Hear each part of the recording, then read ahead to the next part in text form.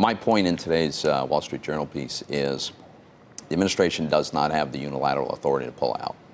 NAFTA wasn't actually a treaty. It's an agreement, but it was made operative by legislation. 1993, Congress passed the law, the president signed it. That's what put NAFTA into effect.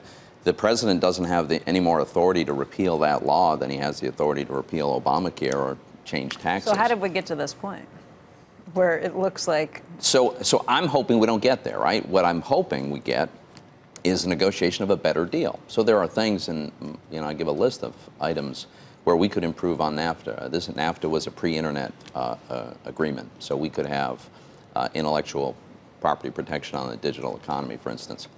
The Canadians protect their dairy market, don't allow us in. The Mexican threshold, below which they don't apply a tax on American merchandise, is extremely low. Yeah. So all of those things could change. I'm not in favor of tightening rules of origin and making domestic content requirements. That's contrary to the spirit of NAFTA and having a free trade agreement. Not in favor of a sunset provision, which introduces the complete uncertainty about how long this is going to last.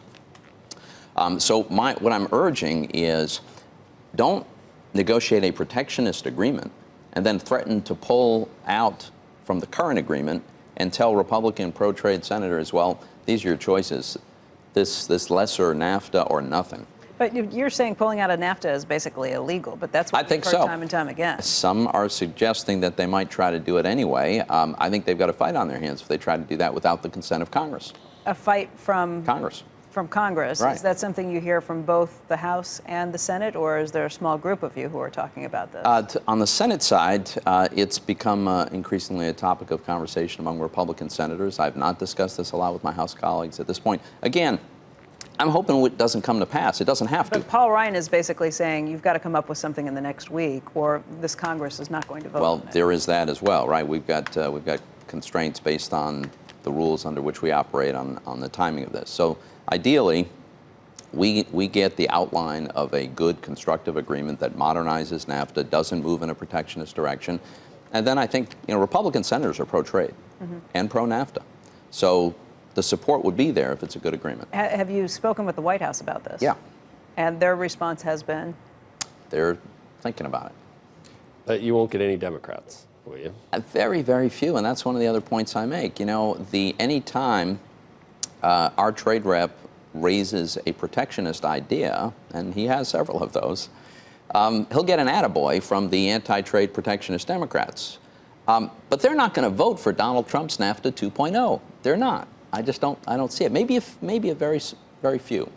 But ultimately, this will rely on Republicans in the House and the Senate to pass this if we're going to do it. And to do that, it ought to be an improvement on the existing deal, not a backtracking. When you talk to people in the White House, there's always this sense that there's sort of two White Houses. You could be talking Navarro on one side or Kudlow on the other. How do you see that sort of playing out inside? Yeah, there's a divide, right? At the White House, there are at least two camps on trade, and it's not always obvious which camp has the upper hand, right? I mean, I thought that the steel and aluminum tariffs invoking Section 232, which is national security, as the reason we had to impose taxes on the 20% of our consumed steel that we import, mostly from Canada, right? Is a terrible idea. But it was announced. But if you think about it the way I think about it, the bark was worse than the bite, right? If you look at it, actually, a lot of countries were excluded. We're in a process now. It's taking too long, but hopefully Commerce is going to exclude products. I think that reflects that yin and yang going on inside the White House on trade. Hey there, thanks for checking out CNBC on YouTube. Be sure to subscribe to stay up to date on all of the day's biggest stories. You can also click on any of the videos around me to watch the latest from CNBC. Thanks for watching.